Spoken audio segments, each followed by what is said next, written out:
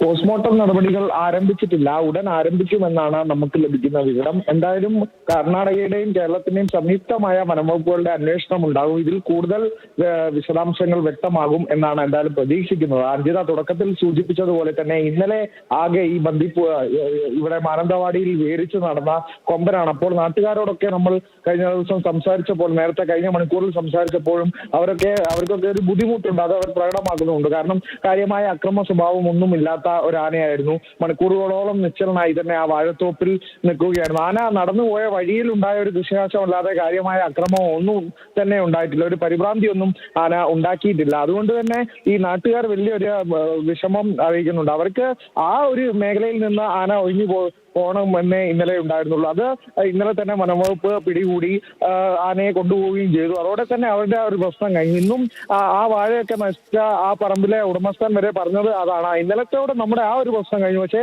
ഇന്ന് ഈ ആന ചെരിഞ്ഞു എന്നൊരു വാർത്ത വരുമ്പോൾ ഏറെ മനപ്രയാസം ഉണ്ടാക്കുന്നുണ്ട് എന്നൊരു പ്രതികരണം എന്തായാലും നാട്ടുകാരുടെ ഭാഗത്തു നിന്നൊക്കെ ഉണ്ടാകുന്നുണ്ട്. പക്ഷേ വനംവകുപ്പിന് ഇന്നലത്തെ ആ ഒരു ദൗത്യത്തിലേക്ക് വരുമ്പോൾ മറ്റൊരു സാധ്യത അവിടെ ഉണ്ടായിരുന്നില്ല. കാരണം ഈ കൊമ്പനെ അവിടെ നിന്ന് മാറ്റുക എന്ന് പറയുന്നത് ഈ മയക്കുവെടി വെച്ച് മാത്രമേ മറ്റ് ഈ വനമേഖലയിലേക്ക് കടത്തിവിടാനുള്ള ഒരു സാഹചര്യം ഒന്നും ഈ മാനന്തവാടിയിലെ ഈ ടൗൺ ഏരിയയിൽ സാധ്യമല്ല എന്നുള്ളത് നമുക്കറിയാം. അപ്പോൾ അവിടെ ആ ദൗത്യത്തിലേക്ക് വരുമ്പോൾ ഏറ്റവും ദുഷ്കരമായത് ഈ ഒരു കുന്നിൻ ചെരുവിന് മുകളിലൂടെ ജനവാസ കേന്ദ്രത്തിലേക്കൊക്കെ ആന എത്തുമായിരുന്നു. അപ്പോൾ ഇന്നലെ തന്നെ മയക്കുവെടി വെക്കുക എന്നത് ഏറ്റവും അനിവാര്യം കൂടിയായിരുന്നു. അല്ലെങ്കിൽ ഇന്നലെ രാത്രി ഉൾപ്പെടെ ഈ